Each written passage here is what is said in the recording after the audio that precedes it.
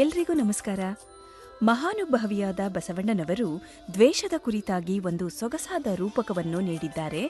ತನಗೆ ಮುನಿದವರಿಗೆ ತಾನೇಕೆ ಮುನಿಯಲ್ಲಯ್ಯ, ತನಗಾದ ಆಗೇನು ಅವರಿಗಾದ ಚೇಗೆಯೇನು.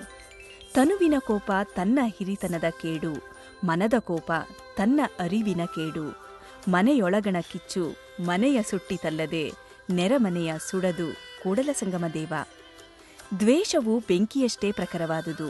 ಅದನ್ನು ಒಳಗಿರಿಸಿಕೊಂಡವನನ್ನೇ ಅದು ಮೊದಲು ದಹಿಸುವಂತೆ ಅದು ಮೊದಲು ಆ ವ್ಯಕ್ತಿಯ ಶಾಂತಿಯನ್ನು ಸುಡುತ್ತದೆ ಹಾಗೂ ಆತನ ಇಡೀ ವ್ಯಕ್ತಿತ್ವವನ್ನೇ ಕದಡುತ್ತದೆ. ಭೌತಿಕ ಪ್ರೇಮವು ನಿಜಕ್ಕೂ ದ್ವೇಷದ ಅನುಗಾಮಿಯಾಗಿದೆ.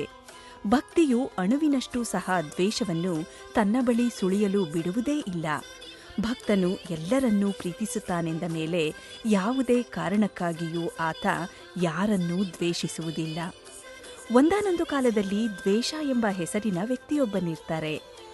ಅವರು ಹೆಂಡತಿ, ಮಕ್ಕಳು, ಗೆಳೆಯರು ಹಾಗೂ ತಾನು ಭೇಟಿಯಾಗುವಂತಹ ಯಾರನ್ನೇ ಆಗಲಿ ದ್ವೇಷಿಸುವುದೇ ಅವರ ವಿಶಿಷ್ಟ ಗುಣವಾಗಿತ್ತು. ಆದ್ದರಿಂದಲೇ ಅವರು ದ್ವೇಷ ಎಂಬ ಹೆಸರಿನಿಂದಲೇ ಪ್ರಸಿದ್ಧಿ ಗಳಿಸಿದ್ರು.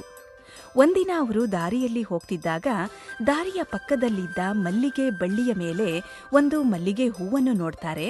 ಆ ಮಲ್ಲಿಗೆ ಹೂವಿನ ಮೇಲೆ ಇವರ ಕ್ರೂರ ದೃಷ್ಟಿ ಬೀರಿ ಯೋಚಿಸ್ತಾರೆ, ಬಣ್ಣವಿಲ್ಲದ ಈ ಪುಟ್ಟ ಹೂವು ಇಲ್ಲೇನು ಮಾಡುತ್ತಿದೆ? ಈ ಹೂವಿನ ಗುಣಗಾನ ಮಾಡುವ ಬದಲು ಅದನ್ನು ದ್ವೇಷಿಸಲು ಇವರು ನೆಪ ಹುಡುಕುತ್ತಾರೆ. ನಂತರ ಅವರೇನ್ ಮಾಡ್ತಾರೆ ಅಂದರೆ, ಆ ಬಳ್ಳಿಯನ್ನು ನೆಲಕ್ಕೆ ಕೆಡವಿ ಆ ಮಲ್ಲಿಗೆ ಹೂವನ್ನು ಕಿತ್ಕೊಂಡು ತನ್ನ ಬೆರಳಿನಲ್ಲಿ ತಿಕ್ಕಿ ಹಿಂಡಿ ಹಿಪ್ಪೆ ಮಾಡ್ತಾರೆ. ಆಗ ಆ ತಾಯಿ ಬಳ್ಳಿ ಹೇಳುತ್ತೆ, ಮುಗಿಯಿತೆ. ಆಗ ಇವರು ಹೌದು ಮುಗಿಯಿತು ಎಂದು ದ್ವೇಷ ಎಂಬುವವರು ಸೊಕ್ಕಿನ ಧ್ವನಿಯಲ್ಲಿ ಹೇಳ್ತಾರೆ. ಆಗ ಆ ಬಳ್ಳಿ ಏನ್ ಹೇಳುತ್ತೆ ಅಂತಂದ್ರೆ, ಆ ಹೂವು ನಿನ್ಗೇನು ಮಾಡ್ತು ಅಂತ ಗಮನಿಸಿದೆಯೇನಪ್ಪ ನೀನು ಅಂತ ಕೇಳುತ್ತೆ.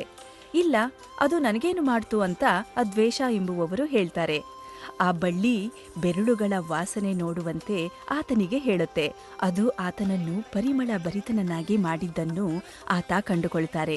ಆ ಬಳ್ಳಿ ಆತನ ಕ್ರೌರದೆಡೆ ಬೆರಳು ಮಾಡಿ ಹೇಳುತ್ತೆ, ನೀನು ಈ ಜಗತ್ತನ್ನು ದ್ವೇಷದಿಂದ ತುಂಬಿಸುವೆ. ನಾವು ಆ ದ್ವೇಷವನ್ನು ಹೂವುಗಳಿಂದ ಪರಿಮಳದಿಂದ ಸಿಂಗರಿಸುತ್ತೇವೆ.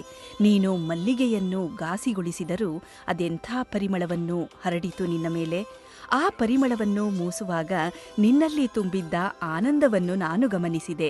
ಆದರೆ ಅದರ ಪರಿಮಳ ನಿನ್ನ ಹೃದಯದಲ್ಲಿ ಪ್ರೀತಿಯಾಗಿ ಅಜರಾಮರವಾಗಿ ಉಳಿಯುತ್ತದೆ. ಅಷ್ಟೇ ಅಲ್ಲ, ಅದು ನಿನ್ನನ್ನೂ ಕೂಡ ಅಜರಾಮರನನ್ನಾಗಿ ಮಾಡುತ್ತದೆ. ನಮ್ಮ ಸಂಪರ್ಕದಲ್ಲಿ ಬಂದವರೆಲ್ಲರನ್ನೂ ನಾವು ನಮ್ಮಂತೆಯೇ ಮಾಡುತ್ತೇವೆ, ದ್ವೇಷದಿಂದಲ್ಲ, ಪ್ರೀತಿಯಿಂದ. ಅದೇ ತೆರನಾಗಿ ಭಕ್ತನೊಬ್ಬ ಎಂದೂ ಯಾರನ್ನೂ ದ್ವೇಷಿಸಲಾರ.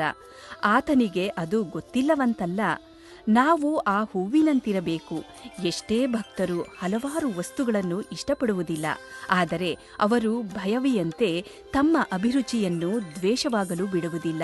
ಭವಿಯಾದವನು ಪ್ರಖರ ದ್ವೇಷ ಎಲ್ಲೆಲ್ಲೂ ಸಮಸ್ಯೆಗಳನ್ನೇ ಸೃಷ್ಟಿಸಿದರೆ, ಭಕ್ತನು ದ್ವೇಷರಹಿತ ಹೃದಯ ಎಲ್ಲ ಸಮಸ್ಯೆಗಳಿಗೆ ಸಿದ್ಧೌಷಧಿಯಂತೆ ಕಾರ್ಯ ಮಾಡುತ್ತದೆ ಎಂದು ಪರಮಪೂಜ್ಯ ಶ್ರೀ ಸಿದ್ದೇಶ್ವರ ಸ್ವಾಮೀಜಿಯವರು ಭಕ್ತಿ ಜೀವನ ಎಂಬ ಪುಸ್ತಕದಲ್ಲಿ ತಿಳಿಸಿರುವಂಥದ್ದು. ಧನ್ಯವಾದಗಳು.